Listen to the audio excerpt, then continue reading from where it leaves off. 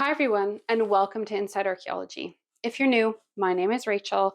I'm an archaeologist, and a while ago, we're not going to dwell on exactly how long ago, I spent 3 summers digging in the Kingdom of Jordan, during which time I visited the famous site of Petra 4 times.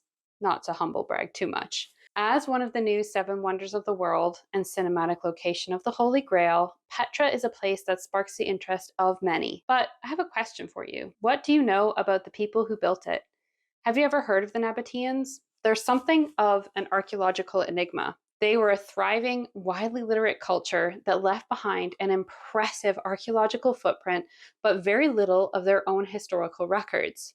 They are generally overlooked as a bit of a footnote in favor of the Seleucids, the Ptolemies, the Romans, etc. History tells us that they were desert nomads, but also that they built spectacular and awe-inspiring monuments.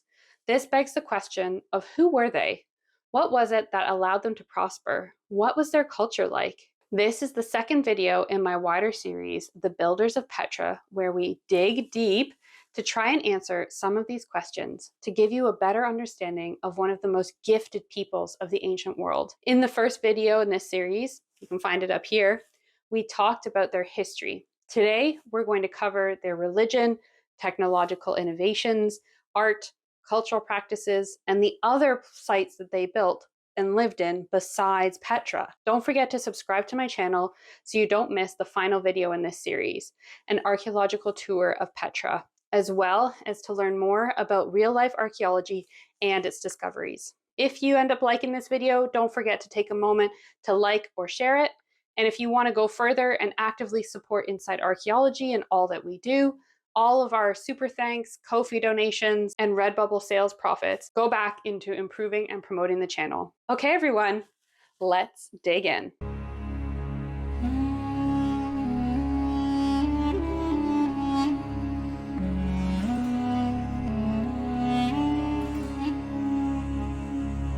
First, we're going to talk about religious practices. When I say that the Nabataeans were a nomadic Arab tribe, I wouldn't fault you for automatically assuming that they are Muslim. However, their civilization predates the Prophet by a few hundred years. You might be surprised to learn that, like many other cultures of their time, the Nabataeans were polytheistic. They worshipped a variety of both local and Greco-Roman gods.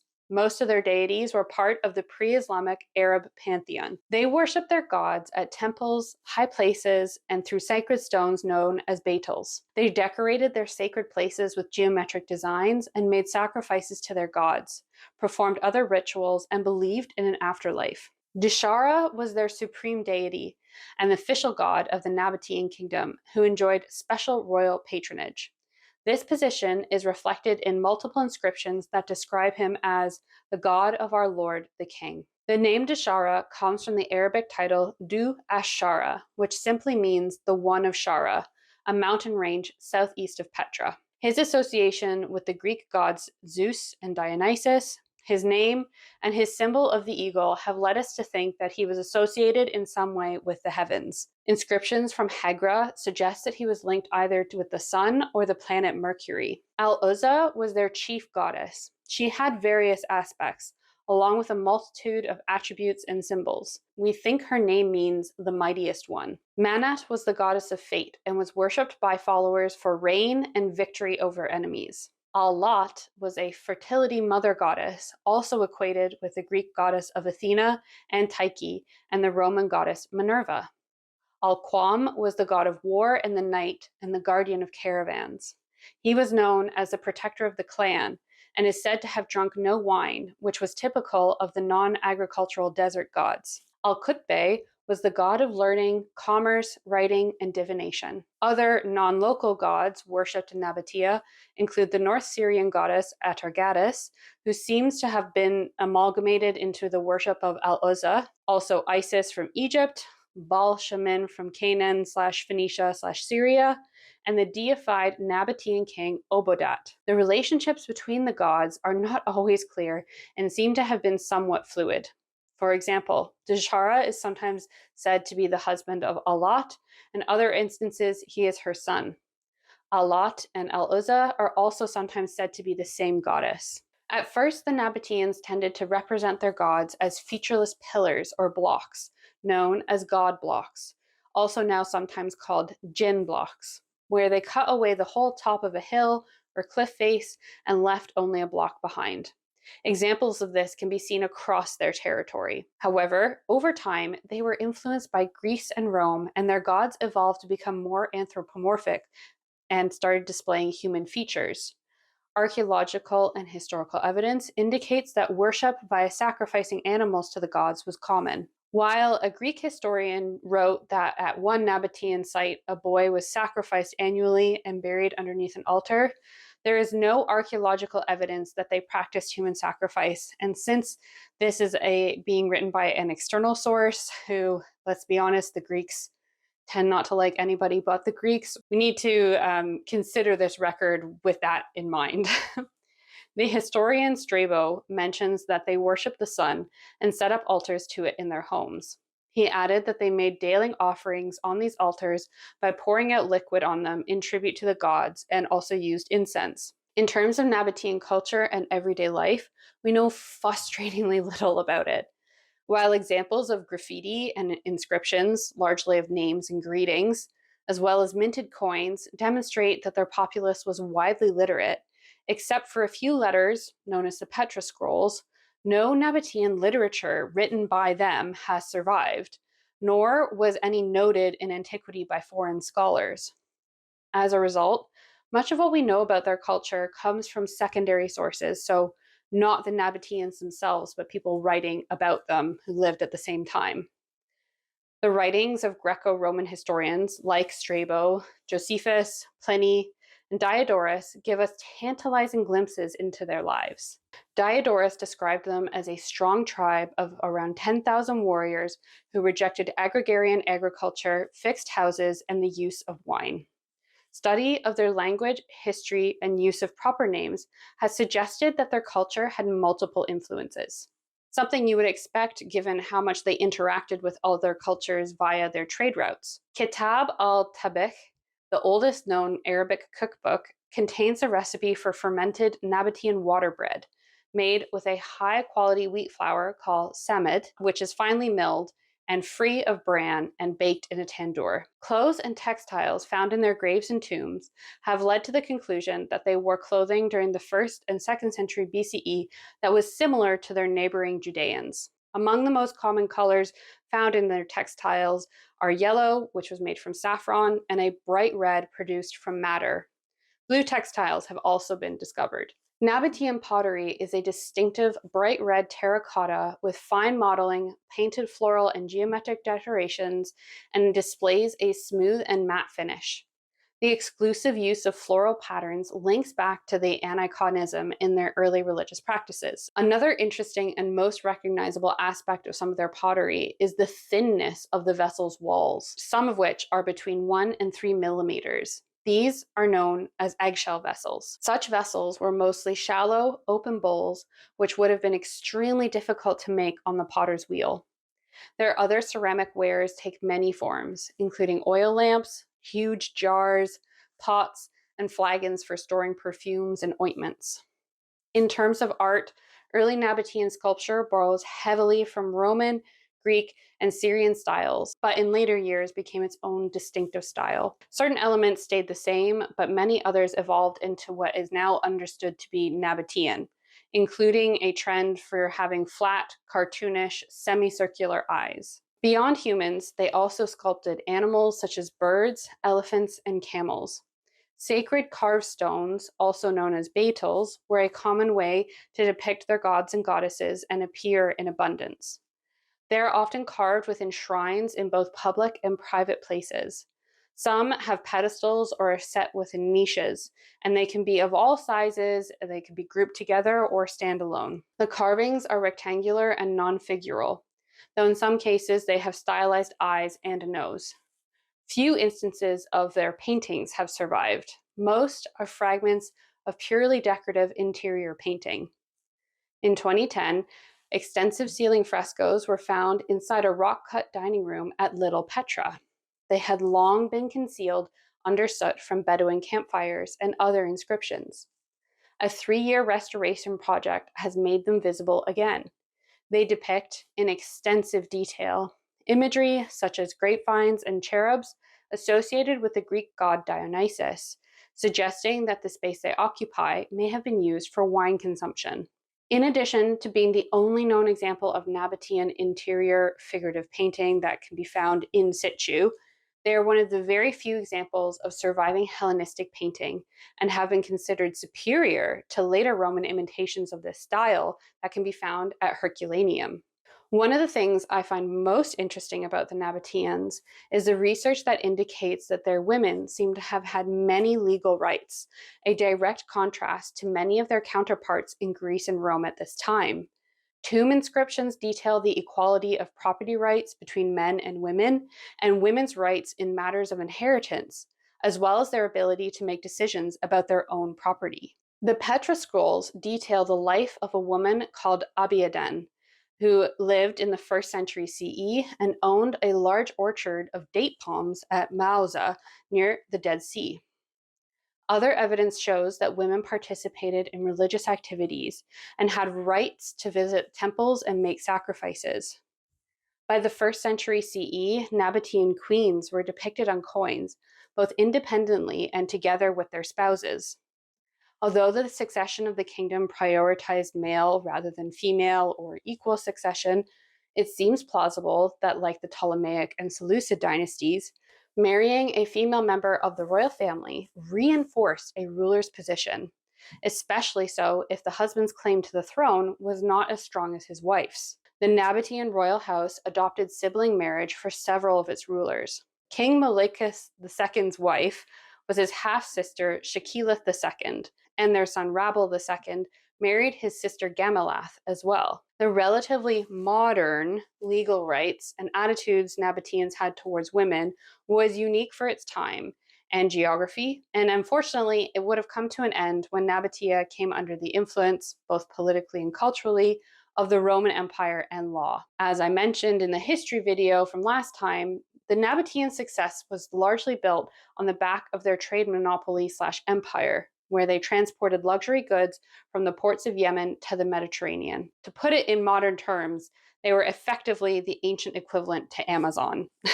Perhaps one of their most amazing accomplishments that allowed them to dominate trade was their ability to take their caravans through the desert unaffected by local tribes who controlled wells and grazing land. Their mastery of water management in the dry environment of the desert was a major technological innovation that facilitated this rise to power. Their water systems collected and stored valuable rainwater using channels, pipes, and underground cisterns. They developed a very strong waterproof cement, some of which is still in existence to this day. Sophisticated ceramic pipelines and reservoirs using gravity feeds served their developing urban centers. Outside of the cities, dams and closed-off valleys collected water during the rainy season, while stone circles or terraces retained runoff from slopes and trapped valuable topsoil so that they could grow crops. Along their caravan routes were secret water collection systems. The ancient historian Diodorus noted that they have dug wells at convenient intervals and have kept the knowledge of them from people of all other nations. And so they retreat in a body to this region out of danger. For since they themselves know about the places of hidden water and open them up, they have for their use drinking water in abundance. The cisterns provided their camel caravans a way to pass through the desert without needing to use these local resources. This gave them a distinct edge in the frankincense trade, as they could pass through desolate areas of desert where others would die of thirst. Today, the remains of their water systems still dot the desert, but there are still more that have yet to be discovered. Many of these are still in use, proving the quality of their waterproof cement. Through using their widespread presence and their own system of caravan routes and watering stops, their trade empire in the heart of Arabia eventually surpassed anything seen before. They imported spices, animals, iron, oil, copper, sugar, medicines, ivory, perfumes, pearls, cotton, ginger, cinnamon, silk, frankincense, myrrh, and gold. Whew. For the peoples of Egypt, Greece, and Rome. They also exported to India and China and became a conduit for the transfer of ideas and inventions between Eastern and Western civilizations. What's more, they had a monopoly on most of these goods. As they pushed prices higher, the Egyptians, Greeks, and Romans began to grumble. Some complained that their empires were being bankrupted. Others mobilized their armies to crush the Nabataeans. However, every time, the Nabataeans managed to escape, usually without entering battle. As we know from their history, they were more than happy and wealthy enough to bribe armies to go away. In our last segment for today, we're going to look at where they lived besides Petra. The Nabataean kingdom was situated around the Arabian and Sinai peninsulas. Its neighbor to the north was the Hasmonean kingdom of Judea, and to the southwest was Ptolemaic Egypt. Its capital was the city of Rakhmu, now known as Petra, which is in modern Jordan. In antiquity, it straddled the convergence of several key trade routes.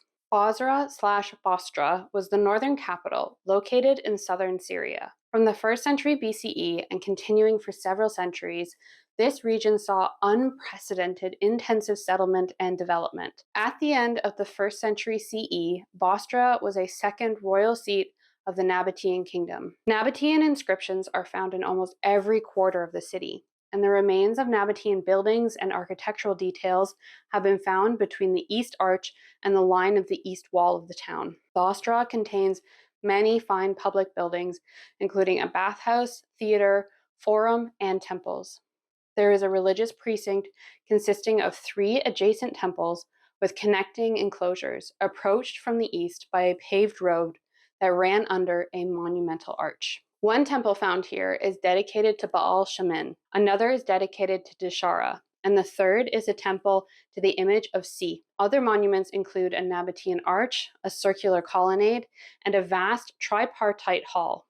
Archaeologists have also discovered a great deal of thin Nabataean pottery at the site. Hegra is located in the Hejaz region of Saudi Arabia and is probably the second most famous Nabataean site. A majority of the remains date from the 1st century CE. It was the kingdom's southernmost and second largest city after Petra. The dry climate, lack of resettlement after the site was abandoned, and prevailing local beliefs have all led to the extraordinary state of preservation of Hegra, providing archaeologists with an extensive picture of Nabataean lifestyle. The oasis-based agriculture and surviving wells exhibit necessary adaptations made by the Nabataeans in their given environment. The location of the site at the crossroads of trades, as well as the various languages, scripts, and artistic styles reflected in the facades of its tombs, further set it apart from other archaeological sites. The remains of Nitzana can be found in the southwest Negev desert in Israel, close to the Egyptian border. It started as a caravan station on the Incense Road and was first used by the Nabataean merchants in the late 4th or early 3rd century BCE. During excavations in 1935 to 37, a major trove of papyri written in Greek, Latin, Arabic, Nabataean, and Syriac was discovered here, revealing a wealth of information about day-to-day life in Nabataean society between 505 and 689 CE, the last phase of Byzantine administration and the earliest phase of Arabic Islam. The smaller Nabataean settlements of Haluza, Avdat, and Shivta, along with associated fortresses and agricultural landscapes, stretch along a 100-kilometer section of the Negev desert, spread along routes that link them to the Mediterranean end of the incense and spice route. With the remnants of their sophisticated irrigation systems, urban constructions, forts, and caravanserai, they demonstrate how the harsh desert was settled for trade and agricultural purposes. The site of Mamshit straddles the northern parallel route. Combined, the route and the desert cities along it reflect the prosperity of the Nabataean incense trade over a 700-year period, from the 3rd century BCE to the 4th century CE. The towns were supported by extremely sophisticated systems of water collection and irrigation that allowed large-scale agriculture to occur. These included dams, channels, cisterns, and reservoirs. The one that you see here is from Shivta. Evidence of all these features is widespread around Avdat and central Negev, as are the remains of ancient field systems strung along riverbeds and hill slopes. The remains of the Nabataean desert settlements and agricultural landscapes presents a testimony to the economic power of frankincense in fostering a long desert supply route from Arabia to the Mediterranean, which promoted the development of these towns, forts, and caravan stops to control and manage the route. They also display an extensive picture of Nabataean technology over 5 centuries in town planning and building, and bear witness to the innovation and labor necessary to create an extensive and sustainable agricultural system in harsh desert conditions. All right, time to holster our trowels. That's everything for today. Now that we know all about the Nabataeans, next time I'm going to take you on a tour of their capital, Petra. Did you like this video? Did you learn something? Is there something important I missed? Don't forget to comment, like, and subscribe before you leave. If you're feeling extra generous, you can give me a super thanks, a Ko-fi donation, or visit my Redbubble shop and get a sticker, t-shirt, hat, or mug with your favorite archaeology slogan on them. They're all designed by myself. Taking a few seconds to support me in any way that you can shows the algorithm that people are interested in real archaeology. Thank you so much for watching. Stay curious, and I hope to see you on my next adventure into the world of archaeology.